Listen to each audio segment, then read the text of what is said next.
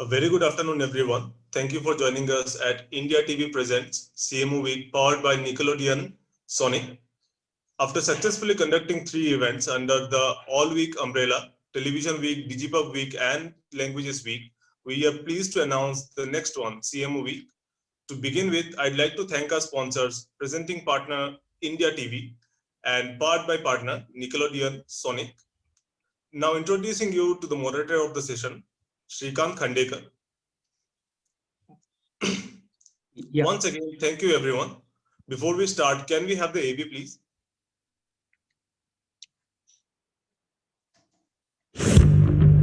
सत्ताईस साल आपकी अदालत में आपका साथ क्यों नहीं? जब सवाल मुस्कुराकर पूछे जा सकते हैं, चिल्लाने की क्या जरूरत? जब इरादा सीधे सीधे खबरें दिखाने का हो, तो लोगों को लड़वाने की क्या जरूरत?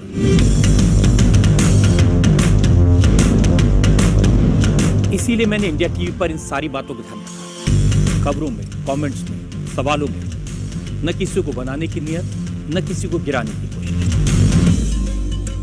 इंडिया टीवी पर शोर कम, खबर।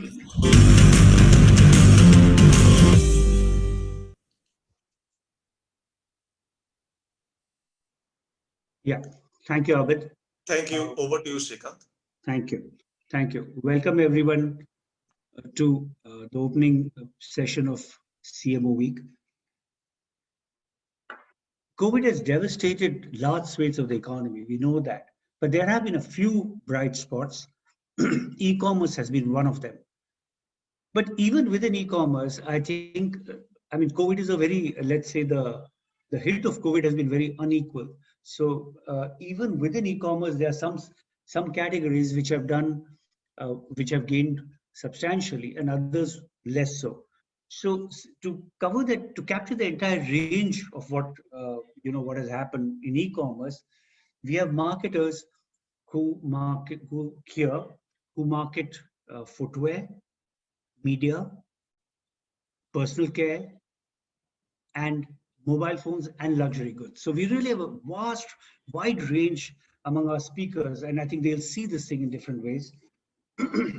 One of the things is that in the early years of the e-commerce story, and it's still early years, I think when we look back, it seemed like very early years. I think brands were quite happy to ride the aggregators, the Amazons and Flipkarts of the world. But I think barring some brands which started off online, and some of them are represented here, for many of the brands, they were quite content to go along with the aggregators and increase their reach. But the coming of COVID, and I think the last 9 months, many brands have experimented with initiatives they may not have otherwise taken. And one of them is that many of them have relooked their view of e-commerce. Many of them have tried to invested more money in trying to reach on their own. Of course, they'll continue to be on the aggregators as well. So what we're going to find out today is that has their view of e-commerce, of retailing, of being on aggregation, on the aggregators, has their view overall changed, or have their ambitions as independent brands, have they grown? And one last thing, which is that the youth has also been stuck at home for a prolonged period of time. And in the past, you couldn't get them back home, and now poor things are stuck at home, right? So has their view of the world, and especially in our context, e-commerce, has it changed? So I'm going to invite each of the panelists to, I'll request them to make the opening remarks for 2 minutes each, and then the floor will be open for discussion. Let's go alphabetically. Anand, would you like to start? Yeah, thank you, Shrikant, for having me over. So for us at Bata, it's not just either or situation. So it's not either a horizontal platform like an Amazon or Flipkart or Myntra, or it's our own website. For us, it's both. As you said, the market is still in the early stage. It's a wide enough market for everybody to actually contribute and actually learn from each other. What's more important is for us as marketeers and also who's running the business to understand who our consumer is. What are their pain points? What are their online behavior? What are the journey analytics? and from there actually try to create digital solutions that can actually help solve their digital, let's say, handicaps. So for us at Bata, we have actually created multiple solutions. We segmented our market, our consumers. We looked at their digital savviness, and we classified them from being digital natives to onto the other side, digital novice. And for each one of them, we have created different solutions, which varies from our direct to consumer D2C site, which is bata.in, being our presence on marketplaces, which offer a large variety and immediacy of product delivery, to something as simple as Bata Store on Wheels and Bata Chat Shop over WhatsApp. So slightly different consumer audiences, and therefore a different level of digital enablement and solutions are needed. So it's not one size fits all. It's different solutions for different consumers of the Indian market. Yeah. All right. Gitanjali, would you like to take it from there? Hi everyone, and welcome to the panel. So completely agree with Anand actually. So we are an online marketplace. Tata Click Luxury basically deals in premium to luxury goods. Currently, we are the leading online player in this segment. We started about 4 years back, so we also have a first mover advantage. What we saw during this year actually was very interesting. Obviously, there was this whole phase of lockdown during April, May, when only essential goods were being sold. But slowly we saw a lot of traction in terms of acquisition. And honestly, when people say that nothing has digitized India like COVID, that's true. That's what we saw in numbers also. So this year, we have acquired close to 2,000, 3,000 new pin codes. We have serviced geographies where we honestly even never thought there's a demand for luxury shopper, right? So I'm talking about those really small towns, which perhaps you have to Google on map to really figure where they are. But there's a lot of demand, right? And it had to be met. So biggest thing about, I think, online this year was that we realized that people still do want to consume, and obviously it became some sort of a gratification. Because they were not getting that gratification out of travel or events or weddings, they did want to indulge themselves, which is where these sort of small personal luxuries, and personal luxuries, I mean small goods, personal goods, was kind of providing that. So that was a big trigger for us. The second trigger for us was gifting. So as you mentioned, Shrikant, that certain categories grew and certain categories did not grow. Any category which could kind of occupy the space of gifting grew very well, right? So I'm talking about watches, I'm talking about handbags, I'm talking about even curated gifts. So if you actually talk to Google, they'll tell you that the search for customized gifts rose to 100% in online search this year. Because people are not meeting each other, right? I want to express that emotion to a relative or a friend, but I'm not meeting him. So that's where we saw a lot of demand for these categories kind of coming up. And you see a lot of players also entered this market in the gifting space. Last, I think Anand mentioned engagement. So I think this year, overall also consumers became quite okay with experiences online. You see that on Book My Show, you see on live events, which is where brands also played a role. So while there was always this undercurrent of live shows, live engagements, this year every brand kind of took their own spin to it. If you see Mercedes, they had a online launch of the car. All automobile companies started online selling of cars, right? Now this is something which we never thought would be accepted. Even for Tata Click Luxury, our purchase value. So we have seen purchases over 5 lakh happening purely online, right? And this is where, the whole adoption of online for me is a big story. How customers are no longer looking, yes, online industry is very new, but I think somewhere that barrier of online purchase, at least for a select customer group, I feel is now broken. And perhaps a lot of it is around it. Okay, thanks. Thank you. Naveen, would you take that? Yeah, From yeah, your got it. perspective? Let me just go slightly wider and then come back. I think what we've really seen is an acceleration of existing trends more than anything else. I think the trend towards online buying and the convenience it offered was always there. I think the acceleration came about by the constraints that came into place, right? If one were to look at it, many years back, modern trade was seen as, the end of the small retail store. And because the modern trade experience really reduced friction along the lines of choice and convenience and things like that. I think e-commerce today reduces the friction along other dimensions, and that's the reason it's here to stay in the long term. And it's likely to coexist with the other forms of distribution as well, right? When I come to the consumer, when I look at young people, which is what we cater to at MTV, we see 3 or 4 basic human motivations that got triggered because of the constraints, right? The first one was hygiene.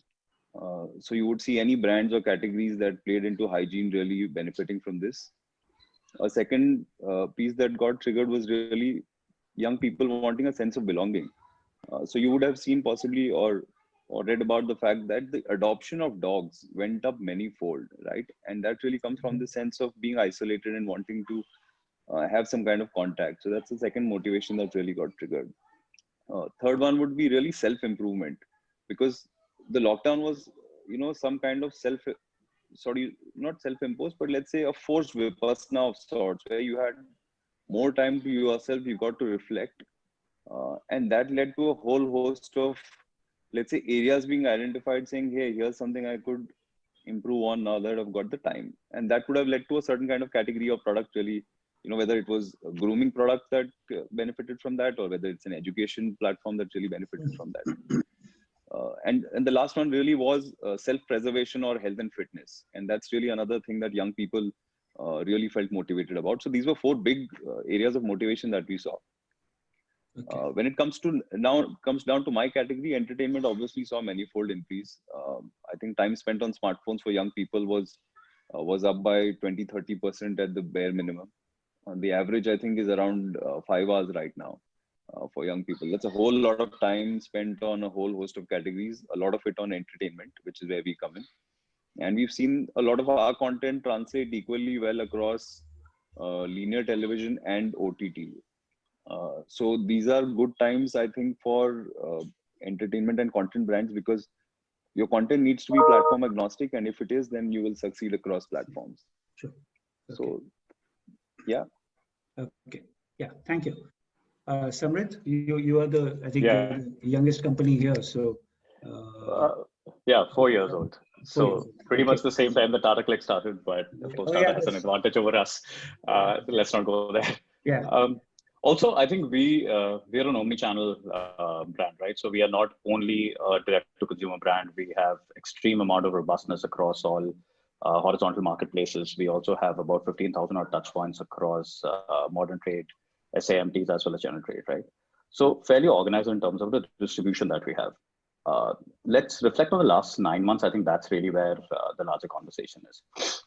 Has e-commerce become, or have marketplaces sort of substituted our own D2C? No. Marketplaces have become an accelerator. They have done very well for us. I think personal care was probably the one of the larger sort of search trends that was over and over, seeing an exponential growth on a quarter basis. We enjoyed that piece. I think we were lucky. Also, in some form, that has enabled us to do 2 things, right? As the brand, Bombay Shaving Company was traditionally always a men's grooming brand. We diversified to a women's grooming solution. So we diversified the range from an audience base that straight away added to our top line. More importantly, we were able to address very specific needs when it came down to consumer sort of demands, which were emerging, right? Hygiene was one of them. So Navin mentioned that piece. So I don't want to dwell too much on that. But here is where things have become much more interesting. I think from a pure purchase and a behavior perspective. Earlier, if someone was spending about a minute on a website trying to find a product that they like, now they're spending upwards of 2.5 odd minutes, right? They have the time now. So now your content has to be so much richer, right? You have to start investing on telling better stories. You can't just get away with that flippant one Facebook ad and hope that it's going to convert. People have time. They're going to invest more time in deliberating on their purchase decisions. So I think as marketers, the sort of prerogative is on us. How do we make that work very well, right? Second is when you look at the sheer demand, right?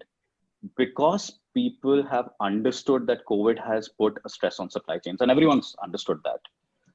The entire facet of the next day delivery or immediacy of consumption, that is no longer the largest driver Now there are far more important drivers.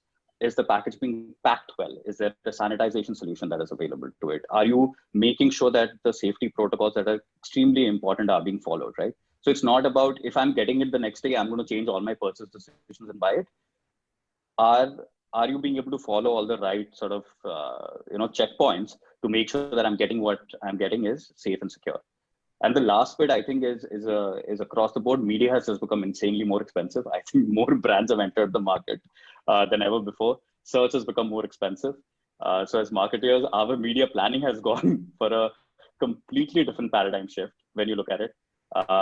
In terms of video consumption, it's at a much higher stage. So your investments have become higher. I think when you look at it, it's been a good sort of last 9 months in terms of consumption, but it's also been a very rigorous 9 months in terms of investments.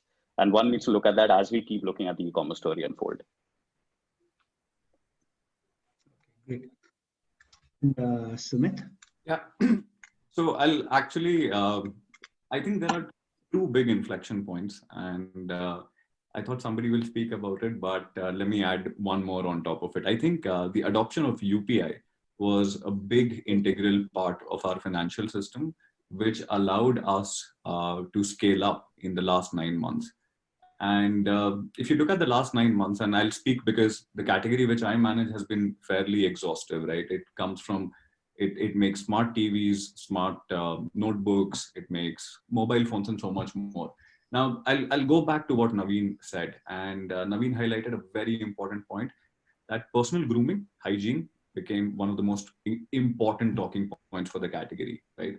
Similarly, connectivity and productivity, and we have seen huge sales of, and I think everybody rightly understood that the supply chain was under a huge amount of pressure. So people rightly understood that. We have seen, I think, 2x growth in the last 9 months when it comes to smartphones. Similarly, we have seen that people are more invested now in buying bigger smart TVs because everybody has understood that going to theaters is no more an option anymore, right? So I think those category spends have come in and have increased. Even this Diwali, if you look at, we were able to sell almost 8 to 9 million devices in this Diwali itself. So I think there has been a lot of pent up demand because of the supply chain issues. But if you look at the overall category has grown. If I speak only about the platforms where we sell, so I think the story for Xiaomi has been a bit different. When we entered as an online smartphone brand only. And people told us that you will fail in the country, who buys smartphones online. Now, if I look back, we have been number one in the online smartphone space for almost 13 quarters, consecutive 13 quarters now. And that has shown the adoption, that has shown people's trust, which is now building on. One more thing which I wanted to add upon, I think we were the first brand to get into the country, first smartphone brand to get into the country with our own e-commerce portal without relying on somebody else. While we started with Flipkart, but by 2015, we had our me.com operating.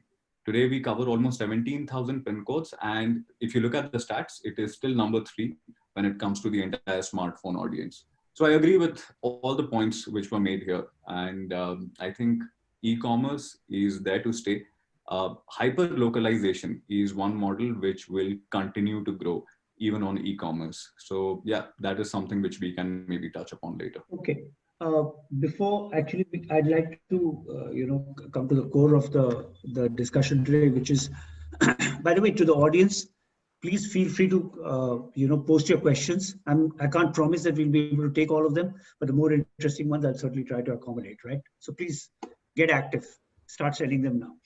So let me ask you this question before we move on to the core, which is about selling on your own versus selling at a marketplace. Sumit, let me ask you this. You said something about hyper-localization. Why don't you just expound on that before we move on?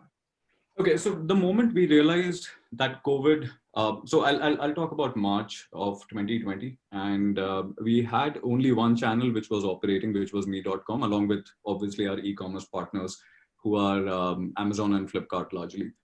What we realized is that the entire supply chain was stuck, logistics was stuck, and even bigger companies like Big Basket and everybody was basically trying to get their logistics, trying to get their manpower in place. What we started was something as a pilot and we call it local.me.com. And even if you visit that website today, it will throw a QR code on your screen. The idea was that can we deliver from the Me stores? So we have our company operated stores, which are called Me stores. How do we amplify the entire communication that people can still buy all the products, their favorite products, and all of them are Me products?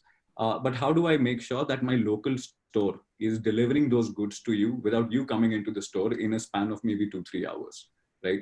The idea was to reduce that, but at the same time, the idea was to reduce, like maintain the hygiene at an overall level, maintain social distancing at an overall level, but actually still supporting your retail channel. So we developed local.me.com. It has been a phenomenal success. It continues to aid our me.com, which is like a national scale e-commerce platform plus a hyper localization platform. So that is an extension, and that is what consumer is actually looking for, because they actually don't care where your stuff is going to come from. They actually care how quickly it can come to you, because productivity, like I said, smartphones especially, people want their hands on the devices as quickly as possible. So that was one model which worked for us. Okay, cool. Okay, so I'll come to, I must ask Samrit, Anand, also Sumit. One of the things is that what is the, when you compare having your selling on your own website as opposed to selling on an aggregator or a marketplace, what drives you to invest in that direction? Is it because you have more control, because you can show, or and how would you compare, another thing, how would you compare that decision with offline, comparing a flagship store or a standalone store for the brand with a multi-brand outlet? Is it the same, Anand, is it the same, basically same decision you take? Where do you put the money? So for us, I think essentially, just to give you a quick overview, Shrikant, we have an omni-channel technology that we actually use to connect the inventory of all the stores and the warehouse. So from that perspective, we are sorted. Whether you order on bata.in or you walk into a Bata store and you can't find the right color, size, or let's say the design, it will get home delivered to you from any other store across India. So the omni-channel works seamlessly in the end across there. In fact, all our sales staff, more than 4,000 or 5,000 in the stores, they carry a product app, which is called Find a Pair. And it actually allows them, before they even go inside into the stock room, to just quickly check based on the article ID, whether the product is available inside the stock room or is it not. If not, they will not waste even that 2 to 3 minutes. And they will actually tell the customer it's available in this store, can I actually place the order? And they will actually make the customer try a similar size so that the size thing is actually sorted. The other thing that we actually invested, and all of these are like good examples of agile product creation. Sorry, Anand, could I interrupt you for a moment? Yes, that's very interesting, that all the stores are linked and every store knows where the inventory may be available. But I was asking that online, when you try to drive people to bata.in, okay, right, that's the correct one, and buy from there, why would you bother to invest money there and rather not sell on an Amazon or a Flipkart or anywhere else? So multiple reasons. One is the kind of product experience that you can actually deliver on your own site. That's really important. And I think that can only be actually given on your own site versus a partner site. The partner side is actually great from a brand discovery, but Bata being Bata, we have been around here for many, many years. So brand awareness or a consideration is not a problem. But there are certain segment of consumers who would actually be always available on a partner platform. And therefore, we would actually, distribute our products from there. Okay. When it comes to Bata.com, Bata.in, multiple reasons. First, the full portfolio is there. A lot more bigger portfolio is there. We order actually through our stores, the same day delivery also. Right. Okay. And multiple reasons, why would actually exist on our own site versus a partner site. Yeah. Okay, good. Gitanjali, if I could break the thing, I was going to ask Samrit, but let me ask you, what are the, like Anand was giving the perspective of a brand and what the brand could do on its own website as opposed to on a marketplace or on an aggregation site. What are the kind of concerns brands that you sell on Tata Click Luxury? What are the kind of demands they make about what they would in terms of the experience that consumers have of their brands, what do they demand from you, which is which puts pressure on you? What kind of stuff do they ask for? Yeah, so I think as Anand mentioned, the biggest thing is about control, right? And mostly we deal with global brands. So suppose if I'm talking about Moblon, right? So even the brand landing pages or the way it's represented is normally approved by the headquarters, right? So Okay. there is very, very strict guidelines which we have to follow, and which is why these brands are only online available with us, because we have kind of structured the entire organization, the way we work, the processes to adhere to that. Okay. So one is how you present the brand. Second biggest thing is pricing, right? So everyone knows that online, often more than not, you find some coupons and a lot of acquisition tactics. These brands control their prices very strongly, which is something we also believe in. So you'll never find, say, liquidation or ad hoc sales on our platform which are not brand aligned. Primarily, these are two things. For them, sale is not the primary thing. They have built brands out of a lot of legacy. They don't want anything to kind of damage that reputation, which is what we are very careful of. All right. Samrit, Yeah. yeah. So you started online. I mean, like Xiaomi did. So did you, right? Bombay Shaving Yeah. Company was Yeah. entirely Yeah. online, right? And Yeah. now you have moved to offline as well, right? Yeah. So how Yeah. much of your sales do you get from online and how much from offline? Oh, online is about the same as offline when you look at it. Fairly robust. And this gets distributed across marketplaces and D2C when you look at it for us. And especially when you please go ahead. Go ahead. No, go ahead, Shrikant. No, my point was that how do you have to invest a rupee? Would you put that rupee behind a marketplace? Would you put it behind your own website now that you're all offline as well? No, I think rupee to rupee, marketplace ends up giving you more, right? Okay. Straight out, rupee to rupee, marketplace just ends up giving you a lot more back. But when you look at investment, you invest on the brand. You not only invest on the channel, you're investing on the brand. When you invest in the brand, you create top of funnel demand, which gets, then it's up to the consumer. Then, it completely sort of, it's broken down into, if there is a personalization need, if there is a product that, and we have a diversified product portfolio. We have specific products that are available on D2C, and there are specific products that are available on the marketplaces. We do a certain degree of personalization for our flagship razor, for example. You can get your name etched on it, which is available only on a website. It's not available in marketplaces. You can't get that done. A very high demand product. For which people come specifically to us. But what we do is we invest in top of the funnel. What do you do actually? You etch the name of the buyer? So yeah, you can actually get like a razor. It's a titanium razor, and you can get Shrikant etched on it, right? Really? It's also one of the most premium gifting solutions that a lot of people do for their partners. Okay. Right, and it was one of the best sellers during the Diwali also. We spoke about Diwali just some time back, right? So people come for those kind of specific things. We do a lot of kits. We do make a lot of packages which are available only on our website. How do prices compare on your? Oh, we are more expensive on because we bundle it and because we offer personalization. It is a little bit more expensive on our website.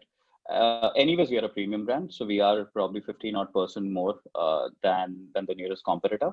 But having said that, there is so much more trust that is driven through the brand that we enjoy that piece. I think when you look at marketplaces, what we have is acute lack of data, right? So fundamentally, we don't really know whom we are solving needs for, what are their emerging needs, and what's the experience. I mean, we can put a lot of tools on top of it, but it gets very difficult to assess that. Okay. NPS is calculated broadly on the overall brand piece, and it's calculated much stronger on our website. Okay. Okay. So that's where we start investing. So the brand investments are what drives our marketing monies, and that drives whichever funnel people want to go through. Retail, I think we invest very strategically on retail. You can't really do away with that piece, but it's never looked at from a money to money, rupee to rupee perspective. Okay. Naveen, hi. Hi. Well, what's you've been hearing this thing about own store versus own store versus marketplace, or I was asking this question. Would you say it's the same thing as a standalone store in the real world offline and multi-brand outlets, the same brand being sold at both places? Would you compare the experience with online exclusive sale versus, I mean, is it the same thing to your mind? I didn't get the question, Shrikant. See, if you're saying just to take a step back, I think firstly, from the gentleman at Xiaomi, what Xiaomi has proven is that you can build a trustworthy brand by majorly selling online, right? That's what I think that brand has proven. Uh, a second thing is, like someone rightly said, a lot of the investment in your own platform, from my perspective, seems to be a lot of brand marketing spend and not necessarily the best ROI spend, right? Uh, See, because distribution, e-commerce, delivery, these are all specializations, and every brand might not necessarily have in-depth experience or knowledge on these, right? So, for example, let me take a category that nobody here works on. So if you look at music, for example, let's see if it's an analogy. 1997, if I remember right, was the last time the industry hit a peak in terms of revenues. By peak, I mean from 1998 onwards, music industry revenues globally started declining.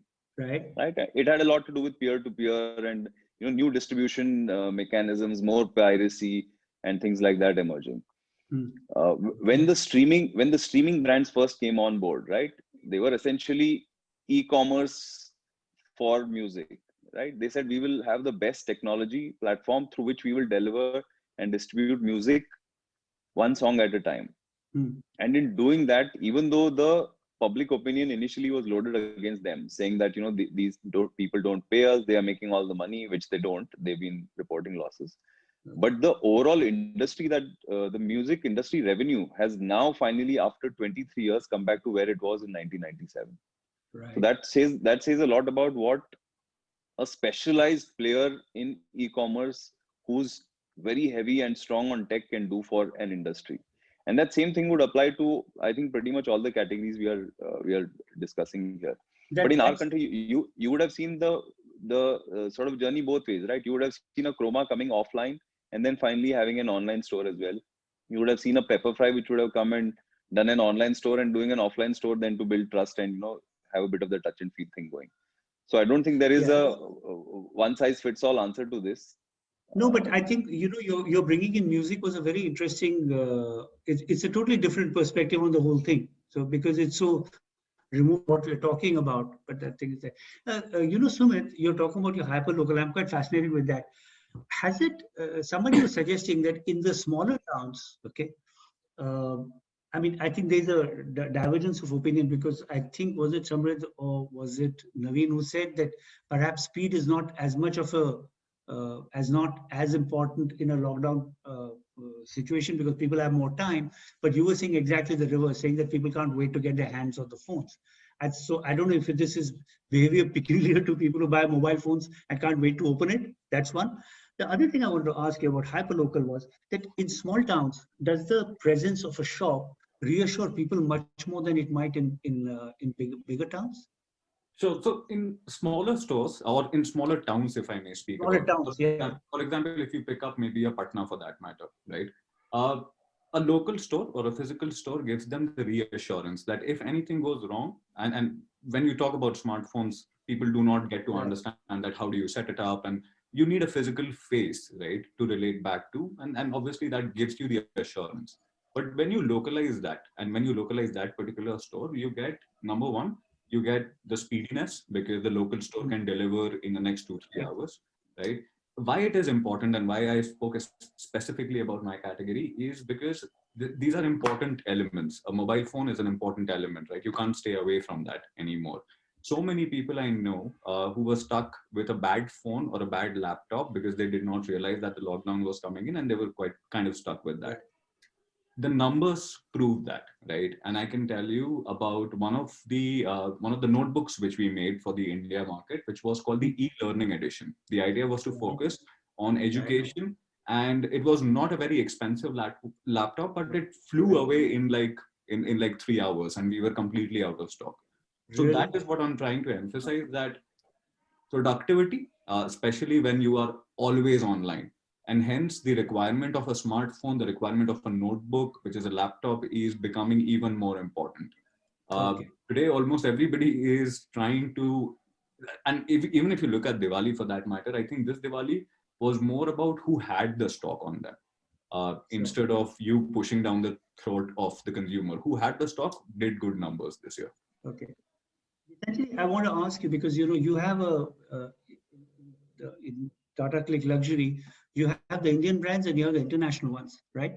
So in the lockdown, was the impact on both segments similar, or was it the reaction quite different?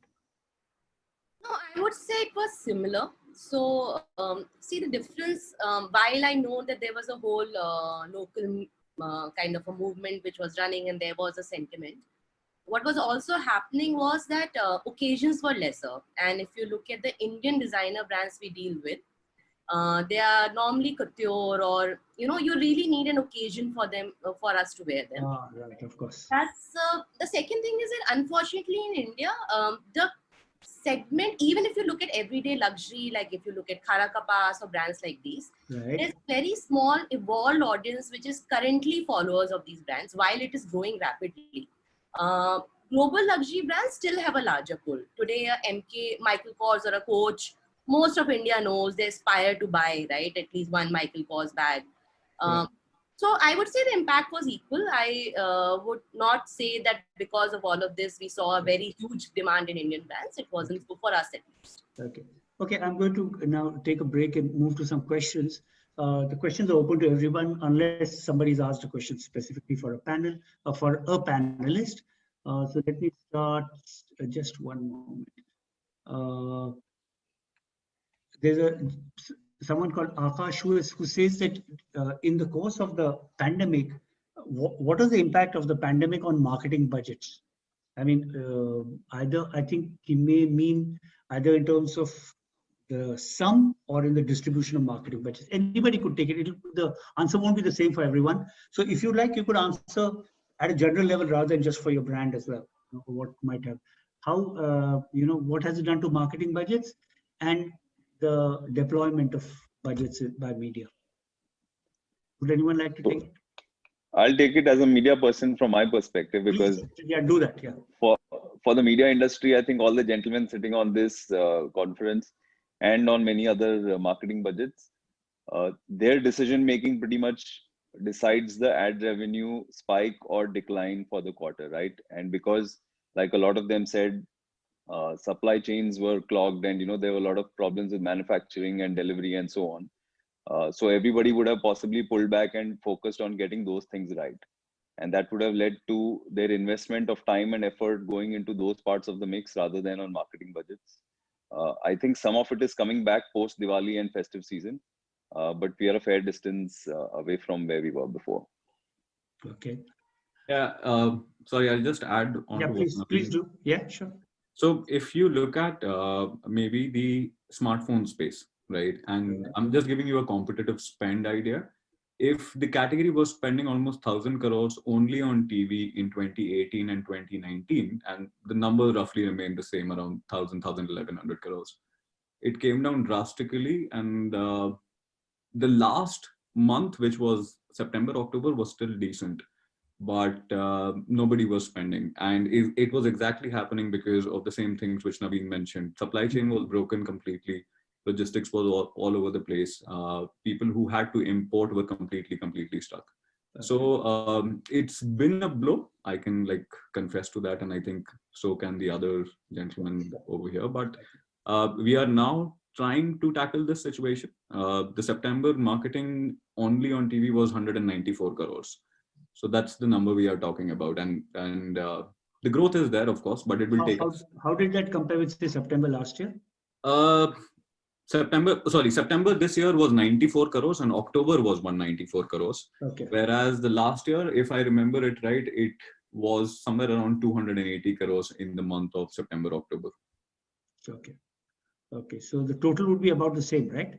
Not exactly the same. Still will be away from, I'm talking about only October. October from a 280 crores to a 194 crores is still a blow. Okay. All right. So there's a question from Rumi Ambasta saying that, has your view of in the lockdown and under the current circumstances, has your view of influencer marketing changed in any way? Does it work better or does it work less? Oh, can I feel this? Please do. Yeah. No, I think it sort of just comes down to what were you expecting out of influencer marketing, right? So for us, it started working a little better. People are spending a lot more time on Instagram and scrolling through. The minutes spent on YouTube have just gone up, and how. Personal care, which is always on the rise, which has been on the rise, has seen a tremendous amount of how-to and DIY queries on YouTube. So we have solved for that. This also links back to the previous question, right? So it was not just about change in the quantum of spend; it was also about the way we was changing the spend, right? And I think that's a good thing to have happened, right? So there's been a lot of rationalization in terms of the way the spends have evolved. At least from a direct-to-consumer brand. I'm not speaking about from an overall media perspective. I know the media has taken a hit. But the rationalization of spend is, let's spend to build assets that sit for the longer run rather than just the short-term spends, right? Which is where you do a lot more influencer marketing. You create content that sits the stand of test of time.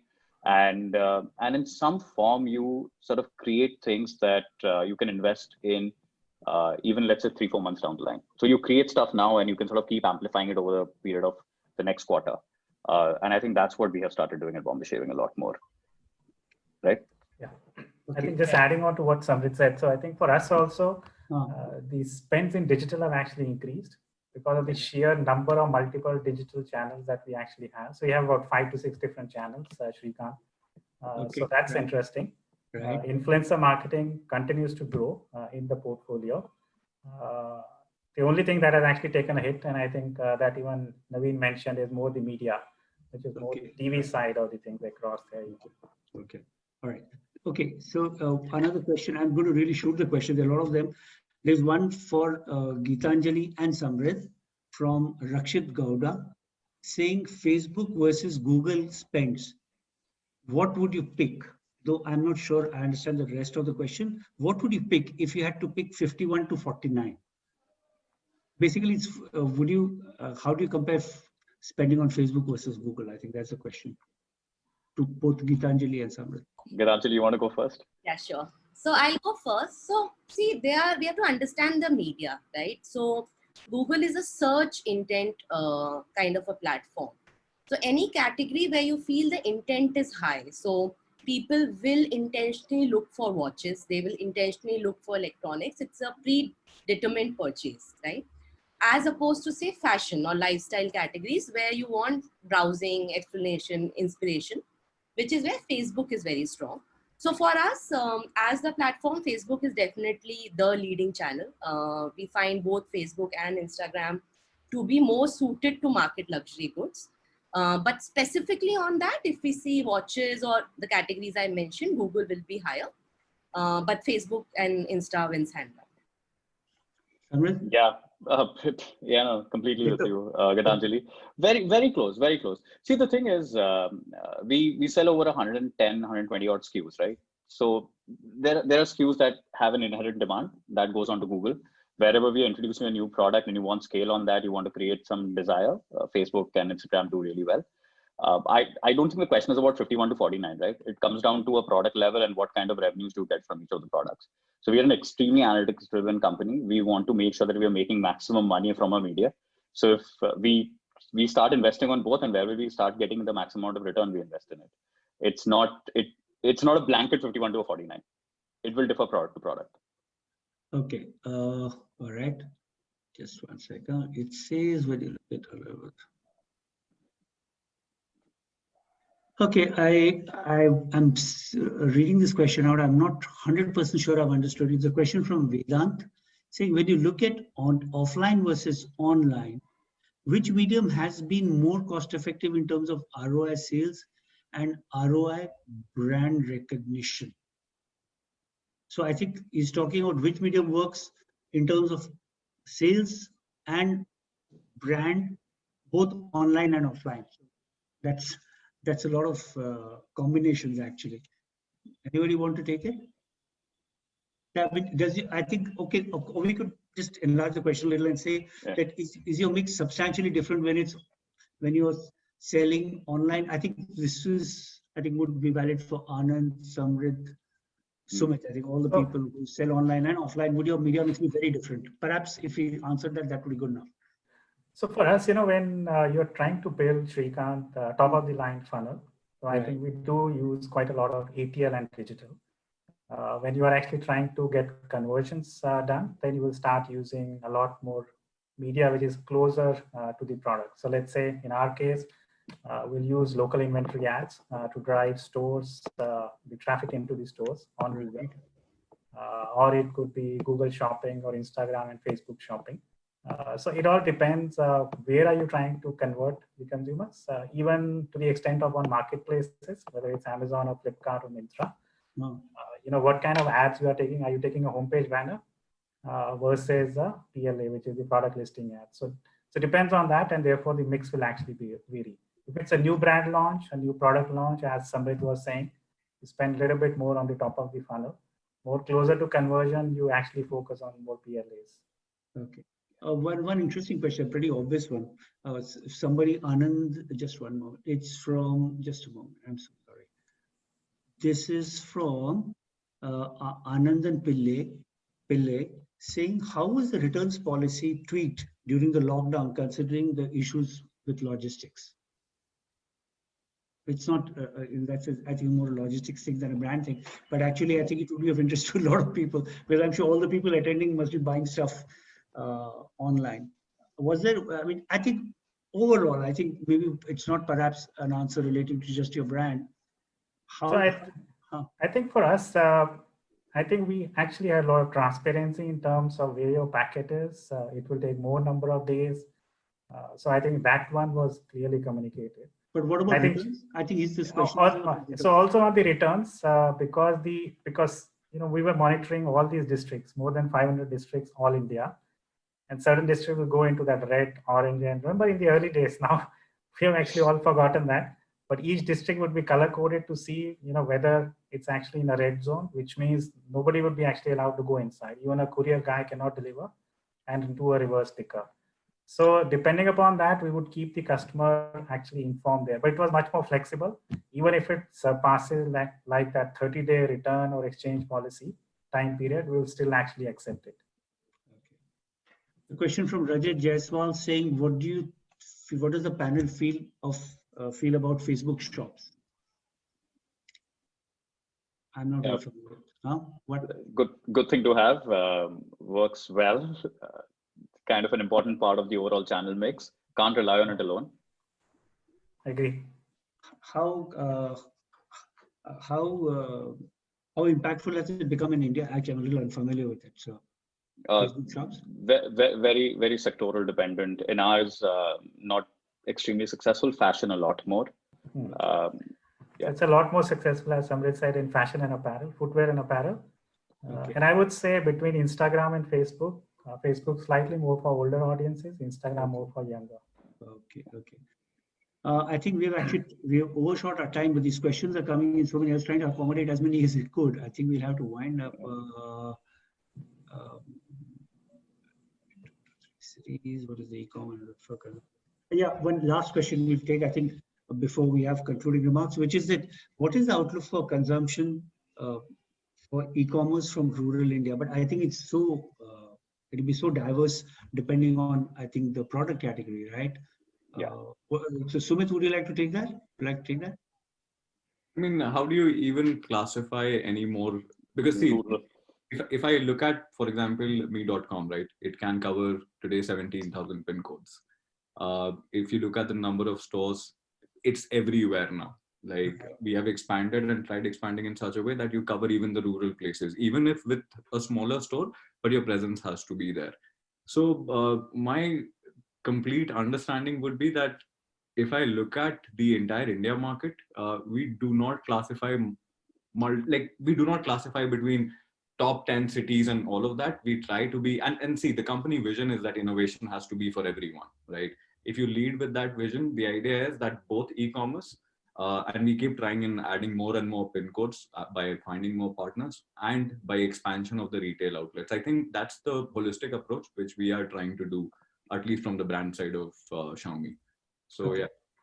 Okay, I think we'll have to wind up. So I'm going to go and ask you just one question to all of you. Okay, please try to reply in a sentence if you can.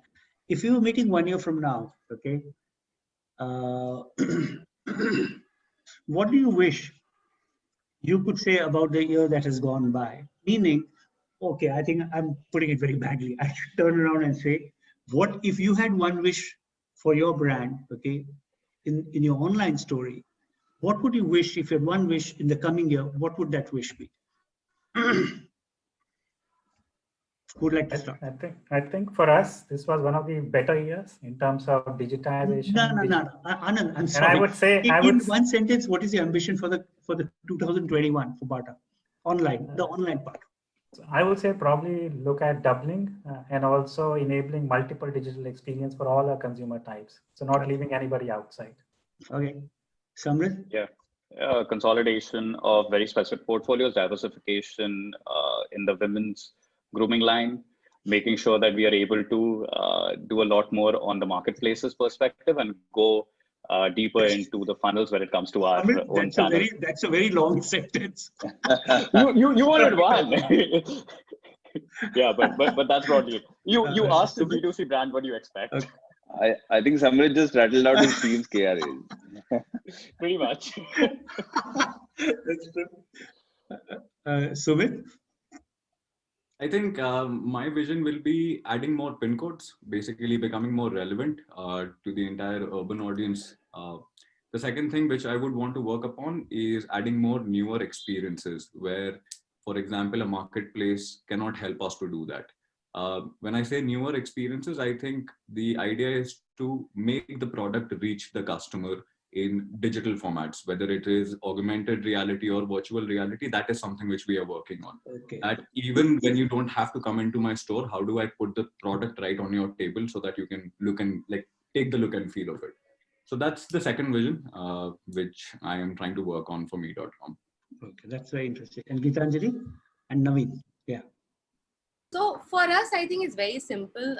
We want to really be the benchmark for luxury e-commerce, which anyway is very new. And when I say benchmark, we want to benchmark globally. So that's the single-minded vision. Sorry, could you repeat that? When you say benchmark what? As in, be the benchmark for luxury online commerce. It's anyway a very nascent industry. Okay, and sure. when I say benchmark, I mean globally. So not just Globally. India, we want to be a global benchmark. Okay, that's very well defined. Naveen, what's your sense 1 year from now? What would we be discussing, or where would, if we were all of us are meeting again 1 year from now, how would the discussion be different? Well, hopefully, yeah. Hopefully, I'm thinking we'll be discussing some stories of brands being brave, and by be brave, I mean you could take a step back and hunker down, or you could keep plowing ahead. I'll give you an example. In the times of constraint and lockdown, Myntra reached out to us, and rather than doing an influencer marketing piece, they actually commissioned a show and content to identify a fashion influencer. And this got conceptualized, shot, and delivered in lockdown across social, TV, our OTT platform, Woot, and on the Myntra app. So I'm hoping to see more brands coming to us with brave briefs and wanting to break new ground. And hopefully we are discussing some of those success stories next year. Wonderful. That's great. I think it's nice to end on a good wish. Before wind up, guys, could we just run the AV, please? Devashish?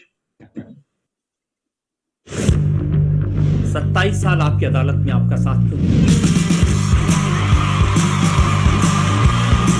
जब सवाल मुस्कुराकर पूछे जा सकते हैं, चिल्लाने की क्या जरूरत? जब इरादा सीधे सीधे खबरें दिखाने का हो, तो लोगों को लड़वाने की क्या जरूरत?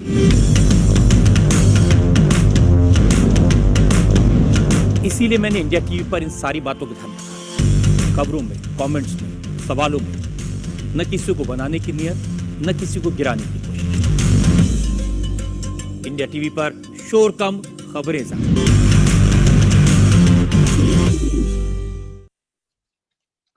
Okay, guys. Anand, Naveen, Samrit, Sumit, and Geetanjali. Thank you so much for being here. I really enjoyed the Pleasure. discussion. Thank you so much. Thank you so much. Yeah, I hope our audience enjoyed it too. We had a good attendance today. Thank you very much. See you. Thank you for having us, Thank you. Srikanth. Thanks, Thanks. Srikanth. Bye. Thank you Take for care, having Srikanth. us. Bye. Bye-bye. Bye. Bye.